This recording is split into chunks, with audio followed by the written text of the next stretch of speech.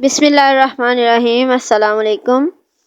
فتح مکہ کے دوسرے دن بھی آپ نے ایک خطبہ دیا جس میں حرم کعبہ کے احکام و آداب کی تعلیم دی کہ حرم میں کسی کا خون بہانا، جانوروں کو مارنا، شکار کرنا، درخت کاٹنا، اذخر کے سوا کوئی گھاس کاٹنا حرام ہے، اور اللہ نے گھڑی بھر کے لیے اپنے رسول کو حرم میں جنگ کرنے کی اجازت دی، تو پھر قیامت کے لیے کسی کو حرم میں جنگ کی اجازت نہیں ہے۔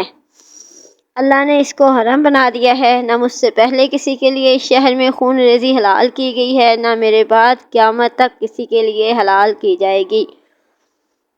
انصار نے قریش کے ساتھ جب رسول اللہ کا اس قدر قریبانہ اس نے سلوک دیکھا اور حضور کچھ دنوں تک مکے میں ٹھہر گیا تو انصار کو یہ خطرہ لاحق ہو گیا کہ شاید رسول اللہ پر اپنی قوم اور وطن کی محبت غالب آ گئی ہے، کہیں ایسا نہ ہو کہ آپ مکہ میں اقامت فرما لیں اور ہم لوگ آپ سے دور ہو جائیں۔ جب حضور کو انصار کے اس خیال کی اطلاع ہوئی تو آپ نے فرمایا کہ معاذ اللہ، اے انصار، اب تو ہماری زندگی اور وفات تمہارے ہی ساتھ ہے۔ یہ سن کر فرتم صدر سے انصار کی آنکھوں سے آنسو جاری ہو گئے اور سب نے کہا کہ یا رسول اللہ، ہم لوگوں نے جو کچھ دل میں خیال کیا یا زبان سے کہا، اس کا سبب آپ کی ذات مقدسہ کے ساتھ ہمارا جذبہ عشق ہے، کیونکہ آپ کی جدائی کا تصور ہمارے لیے ناقابل برداشت ہو رہا تھا۔ جب نماز کا وقت آیا تو حضور صلی اللہ علیہ وسلم نے حضرت بلال کو حکم دیا کہ کعبہ بھی چھت پر چڑھ کر اذان دے۔ جس وقت اللہ اکبر کی ایمان افروز صدا بلند ہوئی تو حرم کے حصار اور کعبہ کے در و دیوار پر ایمانی زندگی کے آثار نمودار ہو گئے، مگر مکہ کے وہ مسلم جو ابھی کچھ ٹھنڈے پڑ گئے تھے، اذان کی آواز سن کر ان کے دلوں میں غیرت کی آگ پھر بھڑک اٹھی۔ چنانچہ روایت ہے کہ حضرت عطاء بن اسید نے کہا، خدا نے میرے باپ کی لاج رکھ لی کہ اس آواز کو سننے سے پہلے ہی اس کو دنیا سے اٹھا لیا۔ اور ایک دوسرے سردار قریش کے منہ سے نکلا کہ اب جینا بیکار ہے۔ مگر اس کے بعد حضور کے فیض صحبت سے حضرت عطاء بن اسید کے دل میں نور ایمان کا سورج چمک اٹھا اور وہ صادق الایمان مسلمان بن گئے۔ چنانچہ مکے سے روانہ ہوتے وقت حضور نے انہی کو مکہ کا حاکم بنا دیا۔ اس کے بعد حضور کوہ صفا کی پہاڑی کے نیچے ایک بلند مقام پر بیٹھے اور لوگ جوق در جوق آ کر آپ کے دستے حق پرست پر اسلام کی بیعت کرنے لگے۔ مردوں کی بیعت ختم ہو چکی تو عورتوں کی باری آئی۔ حضور ہر بیعت کرنے والی عورت سے جب وہ تمام شرائط کا اقرار کر دیتی تو آپ اس سے فرما دیتے کہ میں نے تجھ سے بیعت لے لی۔ حضرت بی بی عائشہ کا بیان ہے کہ خدا کی قسم، آپ کے ہاتھ نے بیعت کے وقت کسی عورت کے ہاتھ کو نہیں چھوا، صرف کلام ہی سے بیعت فرما لیتے تھے۔ انہی عورتوں میں نقاب اوڑھ کر ہند بن عتبہ بن ربیعہ بھی بیعت کے لیے آئیں جو ابو سفیان کی بیوی اور حضرت امیر معاویہ کی والدہ ہیں۔ یہ وہی ہند ہیں جنہوں نے جنگ احد میں حضرت حمزہ کا شکم چاک کر کے ان کے جگر کو نکال کر چبا ڈالا تھا اور ان کے کان ناک کو کاٹ کر آنکھ کو نکال کر ایک دھاگے میں پرو کر گلے کا ہار بنایا تھا۔ جب یہ بیعت کے لیے آئیں تو حضور سے نہایت دلیری کے ساتھ گفتگو کی۔ ان کا مکالمہ اس طرح تھا، رسول اللہ نے فرمایا، تم خدا کے ساتھ کسی کو شریک مت کرنا۔ ہند بن عتبہ نے کہا، یہ اقرار آپ نے مردوں سے نہیں لیا، لیکن بہرحال ہم کو منظور ہے۔ رسول اللہ نے کہا، چوری مت کرنا۔ ہند بن عتبہ نے کہا، میں اپنے شوہر ابو سفیان کے مال میں سے کچھ لے لیا کرتی ہوں، معلوم نہیں یہ بھی جائز ہے یا نہ نہیں۔ رسول اللہ نے کہا، اپنی اولاد کو قتل نہ کرنا۔ ہند بن عتبہ نے کہا، ہم نے تو بچوں کو پالا تھا، جب وہ بڑے ہو گئے تو آپ نے جنگ بدر میں ان کو مار ڈالا، اب آپ جانے اور وہ جانے۔ بہرحال حضرت ابو سفیان اور ان کی بیوی ہند بن عتبہ دونوں مسلمان ہو گئے، لہٰذا ان دونوں کے بارے میں بدگمانی یا ان دونوں کی شان میں بدزبانی روافض کا مذہب ہے۔ اہل سنت کے نزدیک ان دونوں کا شمار صحابہ اور صحابیات کی فہرست میں ہے۔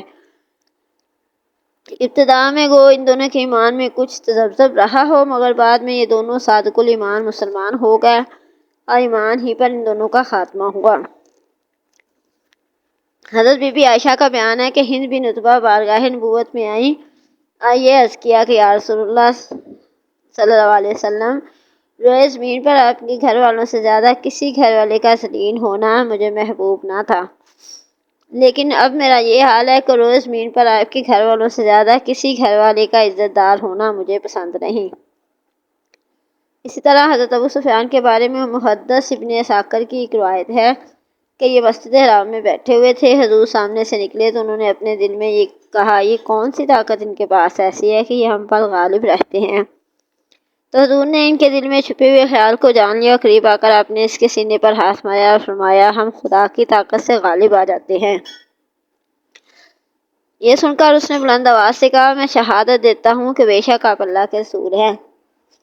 اور محدث حاکم اور ان کے شاگرد امام بیہقی نے حضرت ابن عباس سے یہ روایت کی ہے کہ حضرت ابو سفیان نے حضور صلی اللہ علیہ وسلم کو دیکھ کر اپنے دل میں کہا، کاش میں ایک فوج جمع کر کے دوبارہ ان سے جنگ کرتا۔ ادھر ان کے دل میں یہ خیال آیا ہی تھا کہ حضور نے آگے بڑھ کر ان کے سینے پہ ہاتھ مارا اور فرمایا کہ اگر تو ایسا کرے گا تو اللہ تعالیٰ تجھے ذلیل و خوار کر دے گا۔ یہ سن کر حضرت ابو سفیان توبہ استغفار کرنے لگے اور عرض کیا، مجھے اس وقت آپ کی نبوت کا یقین حاصل ہو گیا کیونکہ آپ نے میرے دل میں چھپے ہوئے خیال کو جان لیا۔ یہ بھی روایت ہے کہ جب سب سے پہلے حضور نے ان پر اسلام پیش فرمایا تھا تو انہوں نے کہا تھا، پھر میں اپنے معبود عزا کا کیا کروں گا؟ تو حضرت عمر نے برجستہ فرمایا تھا کہ تم عزا پر پخانہ پھیر دینا۔ چنانچہ حضور نے جب عزا کو توڑنے کے لیے حضرت خالد بن ولید کو روانہ فرمایا تو ساتھ میں حضرت ابو سفیان کو بھی بھیجا اور انہوں نے اپنے ہاتھ سے اپنے معبود عزا کو توڑ ڈالا۔ یہ محمد بن اسحاق کی روایت ہے اور ابن ہشام کی روایت یہ ہے کہ عزا کو حضرت علی نے توڑا تھا۔ خانہ کعبہ کے تمام بتوں اور دیواروں کی تصاویر کو توڑ پھوڑ کر اور مٹا کر، مکہ کو تو حضور نے بت پرستی کی لعنت سے پاک کر ہی دیا تھا، لیکن مکہ کے اطراف میں بھی بت پرستی کے چند مراکز تھے، یعنی لات، مناتا، نسوا، عزا، یہ چند بڑے بڑے بت تھے جو مختلف قبائل کے معبود تھے۔ حضور نے صحابہ کرام کے لشکروں کو بھیج کر ان سب بتوں کو توڑ پھوڑ کر بت پرستی کے سارے طلسم کو نہس تہس کر دیا اور مکہ نیز کے اطراف و جوانب کے تمام بتوں کو نیست و نابود کر دیا۔ اس طرح بانی کعبہ حضرت خلیل اللہ کے جانشین حضور رحمۃ اللہ علیہ نے اپنے موت سے اعلیٰ کے مشن کو مکمل کر دیا، اور در حقیقت فتح مکہ کا سب سے بڑا یہی مقصد تھا کہ شرک و بت پرستی کا خاتمہ اور توحید خداوندی کا بول بالا ہو جائے۔ جب مکہ فتح ہو گیا تو حضور نے عام معافی کا اعلان فرما دیا، مگر چند ایسے مجرمین تھے جن کے بارے میں تاجدار دو عالم نے یہ اعلان فرمایا کہ یہ لوگ اگر اسلام قبول نہ کریں تو یہ لوگ جہاں بھی ملے قتل کر دیے جائیں، خواہ وہ خلاف کعبہ ہی میں کیوں نہ چھپے ہوئے ہوں۔ ان مجرموں میں سے بعض نے تو اسلام قبول کر لیا اور بعض قتل ہو گئے۔ ان میں سے چند کا تذکرہ ہے جو مسلمان ہو گئے تھے، اس کو حضور نے زکوٰۃ کے جانور وصول کرنے کے لیے بھیجا اور ساتھ میں ایک دوسرے مسلمان کو بھی بھیج دیا۔ کسی بات پر دونوں میں تکرار ہو گئی تو اس نے اس مسلمان کو قتل کر دیا اور قصاص کے ڈر سے تمام جانوروں کو لے کر مکہ بھاگ نکلا اور مرتد ہو گیا۔ فتح مکہ کے دن یہ بھی ایک نیزہ لے کر مسلمانوں سے لڑنے کے لیے گھر سے نکلا تھا، لیکن مسلم افواج کا اچلال دیکھ کر کانپ اٹھا اور نیزہ پھینک کر بھاگا اور کعبہ کے پردوں میں چھپ گیا۔ حضرت سعید بن حریث مخزومی اور ابو برزہ اسلمی نے مل کر اس کو قتل کر دیا۔ حویرث بن تفید یہ شاعر تھا اور حضور صلی اللہ علیہ وسلم کی ہجو لکھا کرتا تھا اور خونی مجرم تھا، حضرت علی نے اس کو قتل کیا۔ مقیس بن سبابہ اس کو نمیلہ بن عبداللہ نے قتل کیا، یہ بھی خونی تھا۔ حارث بن طلاتلہ یہ بھی بڑا ہی موذی تھا، حضرت علی نے اس کو قتل کیا۔ قریبہ یہ ابن خطل کی لونڈی تھی، رسول اللہ کی ہجو گایا کرتی تھی، یہ بھی قتل کی گئی۔ 4 شخص مکہ سے بھاگ نکلے تھے، ان میں اکرمہ بن ابی جہل، یہ ابو جہل کے بیٹے ہیں، اس لیے ان کی اسلام دشمنی کا کیا کہنا۔ یہ بھاگ کر چمن چلے گئے، لیکن ان کی بیوی ام حکیم جو ابو جہل کی بھتیجی تھی، انہوں نے اسلام قبول کر لیا اور اپنے شوہر اکرمہ کے لیے بارگاہ رسالت میں معافی کی درخواست پیش کی، حضور نے معاف فرما دیا۔ ام حکیم خود یمن گئی اور معافی کا حال بیان کیا۔ اکرمہ حیران رہ گیا، انتہائی تعجب کے ساتھ کہا، کیا مجھ کو محمد نے معاف کر دیا؟ بہرحال اپنی بیوی کے ساتھ بارگاہ رسالت میں مسلمان ہو کر حاضر ہوئے۔ حضور نے جب ان کو دیکھا تو بے حد خوش ہوئے اور اس تیزی سے اس کی طرف بڑھے کہ جسم اطہر سے چادر گر پڑی۔ پھر حضرت اکرمہ نے خوشی خوشی حضور کے دستے حق پرست پر بیعت اسلام کی۔ صفوان بن امیہ یہ امیہ بن خلف کے فرزند ہیں۔ اپنے باپ امیہ ہی کی طرح یہ بھی اسلام کے بہت بڑے دشمن تھے۔ فتح مکہ کے دن بھاگ کر جدہ چلے گئے۔ حضرت عمیر بن وہب نے دربار رسالت میں ان کی سفارش پیش کی، عرض کی یا رسول اللہ، قریش کا ایک رئیس صفوان مکہ سے جلا وطن ہوا جاتا ہے۔ حضور نے ان کو بھی معافی عطا فرما دی۔ ایمان کے نشان کے طور پر حضرت عمیر کو اپنا امامہ نعت فرمایا۔ چنانچہ وہ مقدس لے کر جدہ گئے اور صفوان کو مکہ لے کر آئے۔ صفوان جنگ حنین تک مسلمان نہیں ہوئے لیکن اس کے بعد اسلام قبول کر لیا۔ کعب بن زہیر یہ 9 ہجری میں اپنے بھائی کے ساتھ مدینہ کم مشرف پر اسلام ہوئے اور حضور کی مدح میں اپنا مشہور قصیدہ بانت سعد پڑھا۔ حضور نے خوش ہو کر ان کو اپنی چادر مبارک عطا فرمائی۔ حضور کی یہ چادر مبارک حضرت کعب بن زہیر کے پاس تھی۔ حضرت امیر معاویہ نے اپنے دور سلطنت میں ان کو 10,000 درہم پیش کیا کہ یہ مقدس چادر ہمیں دے دو، مگر انہوں نے صاف انکار کر دیا۔ فرمایا کہ میں رسول اللہ کی چادر مبارک ہرگز نہیں کسی کو دے سکتا۔ لیکن آخر حضرت امیر معاویہ نے حضرت کعب بن زہیر کی وفات کے بعد ان کے وارثوں کو 20,000 درہم دے کر وہ چادر لے لی اور سادراس تک وہ چادر سلاطین اسلام کے پاس ایک مقدس تبرک کے طور پر رہی۔ وحشی یہ وہی وحشی ہیں جنہوں نے جنگ احد میں حضور کے چچا حضرت حمزہ کو شہید کیا تھا۔ یہ بھی فتح مکہ کے دن بھاگ کر طائف چلے گئے، مگر پھر طائف کے وفد کے ہمراہ بارگاہ رسالت میں حاضر ہو کر مسلمان ہو گئے۔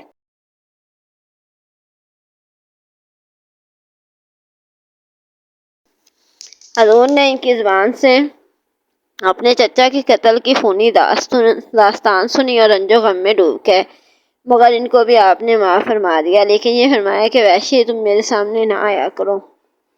حضرت وحشی کو اس کا بے حد ملال رہتا تھا۔ پھر جب حضرت ابو بکر صدیق کی خلافت کے زمانے میں مسلمۃ الکذاب نے نبوت کا دعویٰ کیا اور لشکر اسلام نے اس ملون سے جہاد کیا تو حضرت وحشی بھی اپنا نیزہ لے کر جہاد میں شامل ہوئے، مسلمۃ الکذاب کو قتل کر دیا۔ حضرت وحشی اپنی زندگی میں کہا کرتے تھے کہ میں نے دور جاہلیت میں بہترین انسان یعنی حضرت حمزہ کو قتل کیا اور اپنے دور اسلام میں بدترین آدمی یعنی مسلمۃ الکذاب کو قتل کیا۔ انہوں نے دربار اقدس میں اپنے جرائم کا اعتراف کر کے کہا کیا خدا مجھ جیسے مجرم کو بھی بخش دے گا؟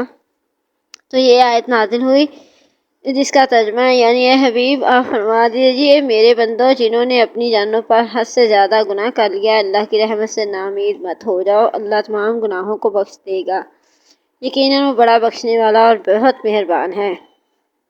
حضور نے مکہ کا نظم و نسق اور انتظام چلانے کے لیے حضرت عطاء بن اسید کو مکہ کا حاکم مقرر فرما دیا اور حضرت معاذ بن جبل کو اس خدمت پر مأمور فرمایا کہ وہ نو مسلموں کو مسائل و احکام اسلام کی تعلیم دیتے رہیں۔ اس میں اختلاف ہے کہ فتح کے بعد کتنے دنوں تک حضور مکہ میں قیام فرمایا۔ ابو داؤد کی روایت ہے کہ 17 دن تک آپ مکہ میں مقیم رہے اور ترمذی کی روایت سے پتہ چلتا ہے کہ 18 دن، لیکن امام بخاری نے حضرت عبداللہ بن عباس سے روایت کی ہے کہ 19 دن آپ مکہ میں ٹھہرے۔ ان تینوں روایتوں میں اس طرح تفکیک دی جا سکی ہے کہ ابو داؤد کی روایت میں مکہ میں داخل ہونے اور مکہ سے روانگی کے دونوں دنوں کو شمار نہیں کیا، اس لیے 17 دن مدت اقامت بتائی ہے۔